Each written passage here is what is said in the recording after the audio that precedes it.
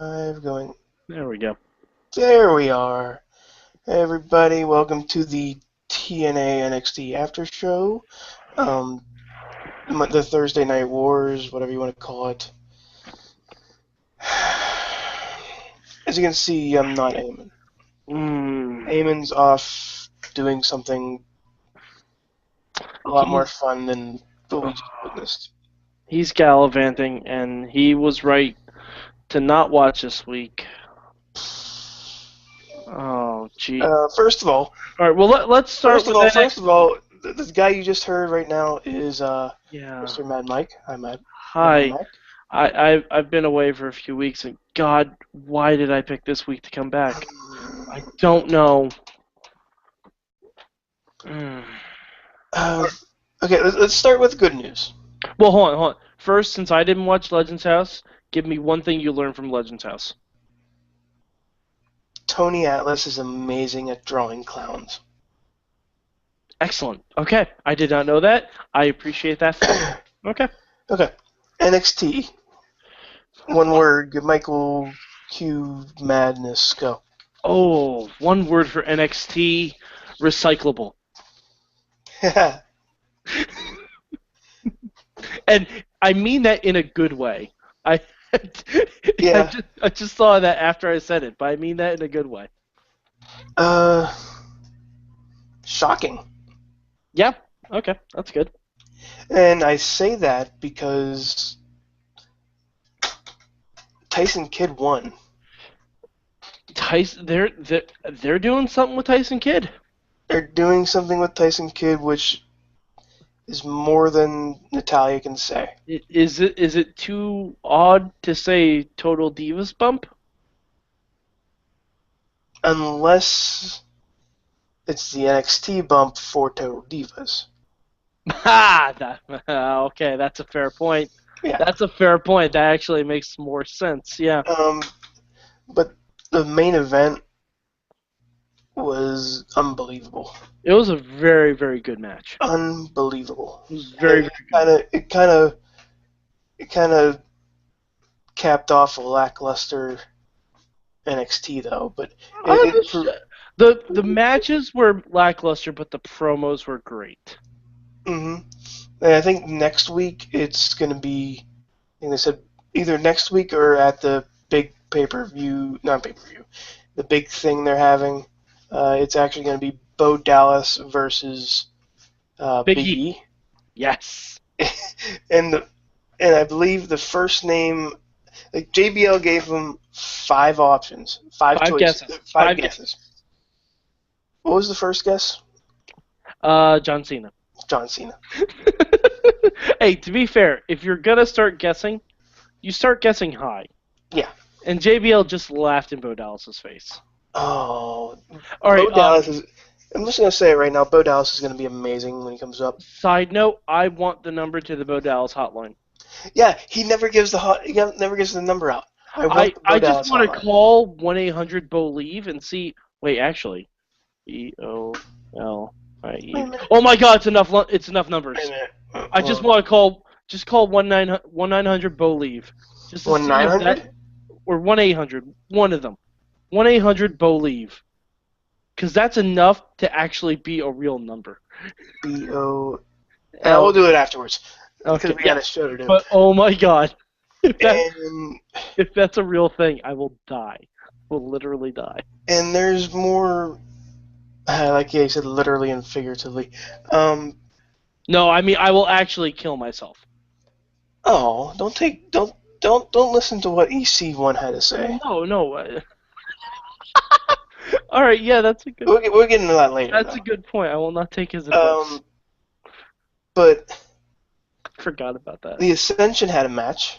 They sure did. Which the only good part about that was that we got to see our friend of the Mayhem show, Logan Shulo. Devin Devinson. Or whatever his name is now. I forget what... He didn't even get in the ring in the match, did he? No. No, I didn't think so. Typical Ascension match, takes out one guy and then does the finisher. It's like the opposite of Hydra. You take out one guy, and they're pretty much done. Hail Hydra. Although, if you look at what happened after the match, they took out one guy, and then 2 more took his place. We have tag teams. Yes, tag teams. And El Local and Kalisto came out and challenged the Ascension. El Local sounds very familiar. He really does. He sounds kind of like a Spanish announcer they have. Yeah. Like a guy who's good with buckets, and a guy who's good at hiding RVD's stash. Oh, yeah. Yeah, basically, if you don't know, El Local is Ricardo Rodriguez. Mm-hmm. But Kalisto is amazing. Yeah, Kalisto is amazing, but the only thing I can say for this is the Ascension sounds more like the face. And that's sad. Because Kalisto is trying to get everybody to chant Lucha over and over again. Lucha. Well, they were doing it anyway. All they were doing was going ya. No, but they chanted Lucha in the first match that they had. Oh yeah. That's in the match. So I mean that's a during thing. During the promo though, it was I don't know why he was trying to get them to chant Lucha during the promo, because then it kind of negates the promo. But anyway. Anyway, and also CJ Parker. CJ Parker. I'm going to be so excited when he gets together 4 like-minded people like him, and they all band together, and they get Mason Ryan rehired and call him Captain Planet. Oh, that's a Planet Tears. Yes, you can be one too, because saving NXT is a thing to do. Looting and polluting is not the way. Hear what CJ Parker has to say. Is Yoshitatsu the heart? Of course Yoshitatsu is the heart. Yes, absolutely. And Alexa Bliss is wind, because she blows glitter. This all works out perfectly, Rizz. It works out perfectly. Who would be fire? Corey Graves? He's like Wheeler. He's a little bit of a hothead. Yeah, I can see that. Yeah, see, this works out perfectly. And Xavier Woods is Earth because he's always lying on the mat. Okay. I thought you were going to say something different there, but no. Good cover. We wait till TNA until we talk about colors. Oh. All right, so we have to. Okay. Yeah, let's go TNA. One word. One word for TNA, Riz. Go. Black Illusion. Damn it! You literally took the exact fake word I was going to say. I'll just say domination. As in nation of. But TNA's doing a lot of weird things. A lot of stupid, weird things. Yep, that too. I'm trying to think of a good segment. You can't. No, I'm gonna keep trying. Well, the best part about Impact. Oh, actually, yeah. This whole thing on your phone. Yes. Called Twitter. EC3. EC3. Ask EC3. Yes. Ethan Carter is. He basically just won the internet tonight. I don't care what At Midnight says. Ethan Carter won the internet tonight. So, if you don't know online, there's Ethan Carter's Twitter account, obviously. There's Ethan Carter the second, and there's Ethan Carter the first. So I asked, because I'm, a responsible journalist, and I asked the hard-hitting questions. At Ethan Carter, who would win on Family Feud? You, Ethan Carter the first, or Ethan Carter the second? Now, Ethan Carter the second responded very nicely. He said Family Feud hasn't been the same since Richard Dawson retired. And also threw a little racial jab at. Well, yeah, he said Steve Harvey's blows. Yeah. Which, I mean, debatable. Ethan Carter answered that Ethan Carter the second would win. Now, Ethan Carter the first He said that Ethan Carter hates you. I think he does. He said this question makes me wish I'd Ray Combs myself. Now, for those of you who don't know, which I didn't know, I looked up Ray Combs, and apparently. Oh, okay. Now I get it. He was the one after. Yeah, he was the one that after was Richard at Dawson. WrestleMania. He was the one that was at WrestleMania. Mm-hmm. Yeah. So I looked up Ray Combs, and apparently He killed himself. Yeah. dude hung himself in a closet. Yeah. So I responded, "That's a little harsh, don't you think?" Hashtag AskEC3. Because if I'm going to ask Ethan Carter the first question, I may as well get his grandson's opinion. Ethan Carter said, no, quit bugging me. And then Ethan Carter told his grandfather to go to bed. And I don't think we heard from him after that. No, he stopped responding to us. And also, Ethan Carter III would be a green pepper. Yes. The question. Rizz asked him the question, so I can say I'm going to go out on a limb and say that Ethan Carter III is officially a friend of the Wrestling Mayhem show because he responded to so many of our questions. It was basically an interview. Yeah. I'm gonna go on a limb and say it. I don't care what Sorg thinks about it. Honestly. No, he is. No, he is. He officially. We have a majority. If Sorg says Sheamus is a friend of the show, Ethan Carter is a fucking friend of the show. No, Sheamus is a friend of Sorg, so I think we can say EC3 is friend of the TNA NXT Aftershow. Okay, that works. That works. By the way, speaking of friends of the show, I'm gonna put this on blast right now. If you are not following @Wife of the Show on Twitter, you need to start doing that immediately. Mm-hmm. I'm pretty sure you can guess who it is. It's LB, yes. Yeah, I was gonna say it's it's LB, of course. But Ethan Carter has a time machine. Yeah. Or a teleporter, one or the other, because he was not only answering questions on Twitter, backstage at Impact talking about how he ended Kurt Angle's career and this is his world now, but he was also at Dixie Carter's house hitting Bully Ray in the back of the head with something. No, he wasn't. He was just there to get a snack. That's true. Okay. He was just going to get a snack. But let's go. Let's stop on that for a minute. Dixie Carter is stupid. Yep. Stupid. Not only that, the whole segment's stupid. Yep. The whole segment was Bully Ray broke into Dixie Carter's house. First of all, breaking and entering. Plan A. That's problem A. Secondly, he was there so long that he was able to lay out several tables that said Bully fears Dixie. Mm-hmm. Or Dixie fears Bully. Excuse me. Nobody else saw that. No one else thought it was odd.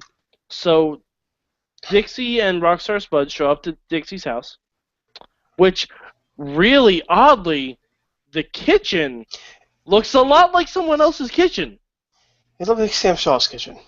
Yep. Yeah, Rizz pointed that out. I didn't notice it, but the kitchen is exactly the same kitchen as Sam Shaw's mother. So either Dixie is hiding her secret last name from us, or from Sam Shaw. They have no production. They have no production at all. No. Okay. So, moving along, Dixie has not seen a single horror movie in the world. Nope. Because she sends Rockstar Spud in first to investigate, and then waits. Rockstar Spud's the black guy.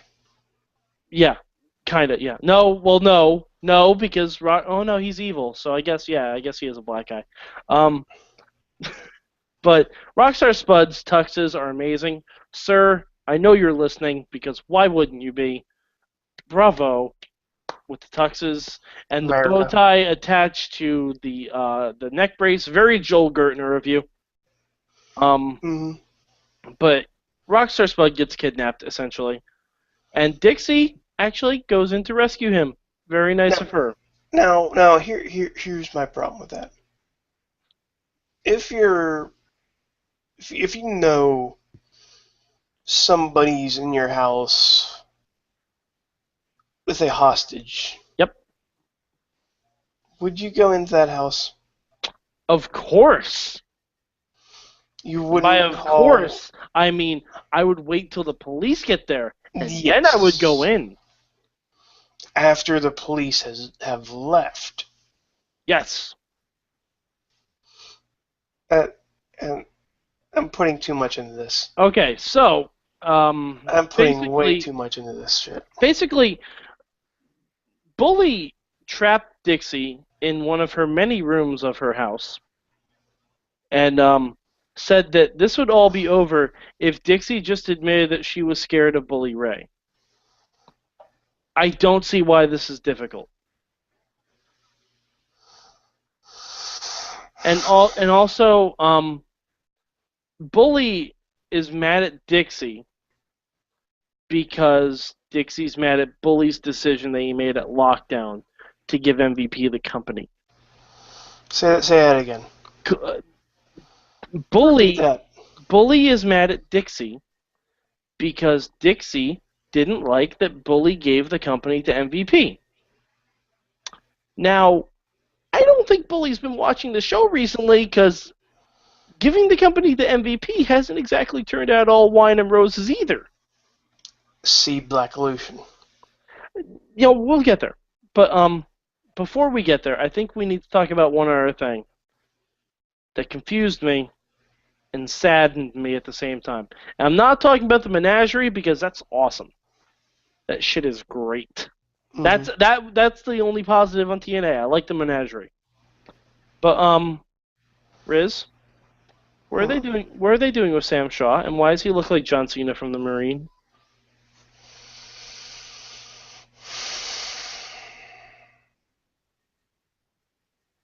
They're doing a feud with Gunner. Is it a feud? I don't know anymore. Because all right, basically what happened was Sam Shaw was with what TNA's doing right now. I don't know who's face. I don't know who's heel. I don't know who's teaming with who. I don't know. I know one person that's a face. Eric Young. Yes. I know two heels.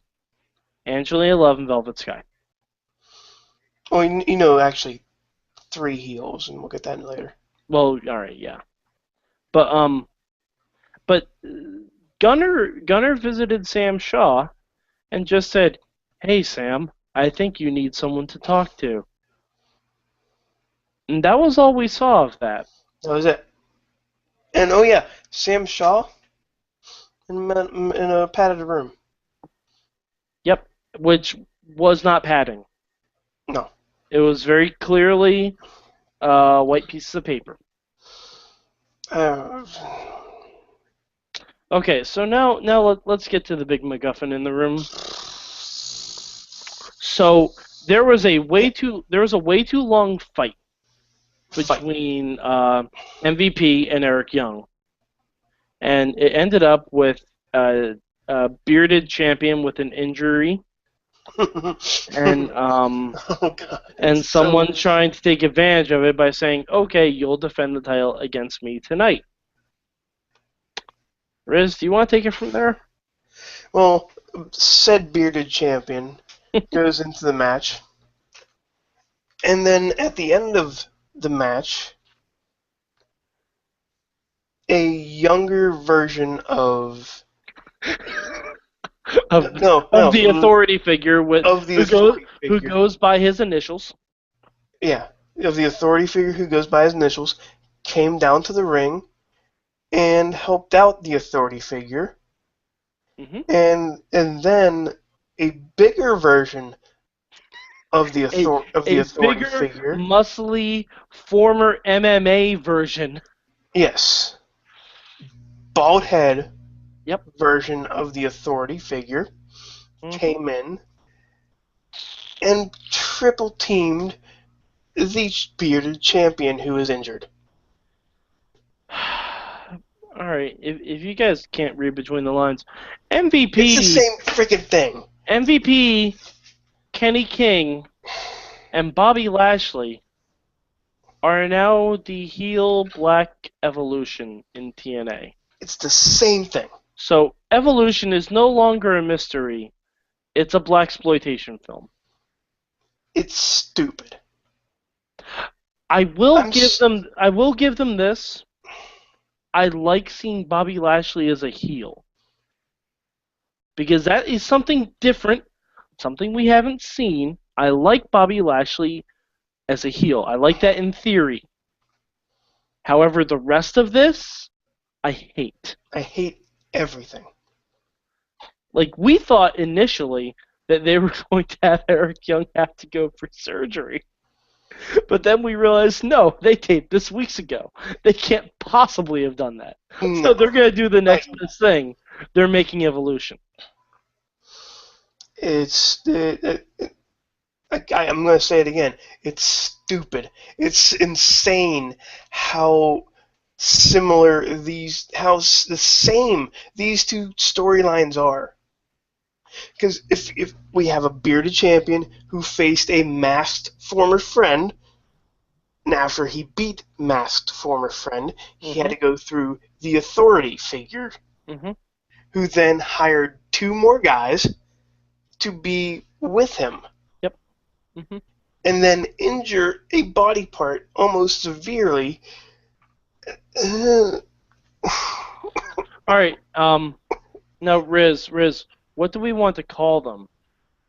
How about the Nation of Evolution? And if it really is Evolution, and they add a 4th member, who is their Ric Flair? Oh. See, me, I say Rampage Jackson. Okay, the thing. I just wanted to break Rizz's brain. Jay Lethal. Oh my God! Oh, that would actually work. Oh my God, that works at an inconceivable level. But he only does his Ric Flair impression. Yeah. But knowing TNA, they will never do that. Is it wrong that would make it better for me? Like if Jay Lethal came out and they didn't call him Jay Lethal, they called him Rick. Yeah. The whole time. But that's the thing. We thought of that and made it better. Yeah. Oh, TNA would probably do something completely stupid. Oh, God. Oh, I want Jay Lethal's Ric Flair impression as the Ric Flair of Black Evolution. Oh, man. So, you know what we're going to pick. Oh, yeah. NXT killed him tonight. Yeah. The main event... NXT could have literally been an hour of Emma dancing and popping bubbles, and they would have won. Hands down. The main event could have been Mojo Rawley doing a gauntlet match with him doing those butt finishers over and over again, and it would be better than what we just witnessed. No, the main event could have been Mojo Rawley and CJ Parker in a recycling contest, and we still would have called it for NXT. Yeah. And if you want to hear all the other wrestling talk that we have, join us every Tuesday night. Yes. live.circuitronmedia.com, 9 o'clock Eastern Standard Time. Also, the Indie Mayhem show, which is probably going to be a lot better than TNA and whatever the hell they produced just now. And also, the Movie Minute. I'm on that one. Boss Battle, I'm in that one. And a lot of other things. Awesome Cast if you like text. Awesome Cast. I just did it because we're on. And you know, if you want to listen to Eamon talk for about an hour, the Indie Mayhem show. Yeah. Eamon has to be on that show. Because he's too big league for this one anymore. He can't be, you know, he can't be bothered watching Impact Live. To be fair, this week I don't. I would probably rather be with him. I kind of wish X-Men was coming out this week instead of next week because then I'd be at X-Men. But I think if you like this Impact.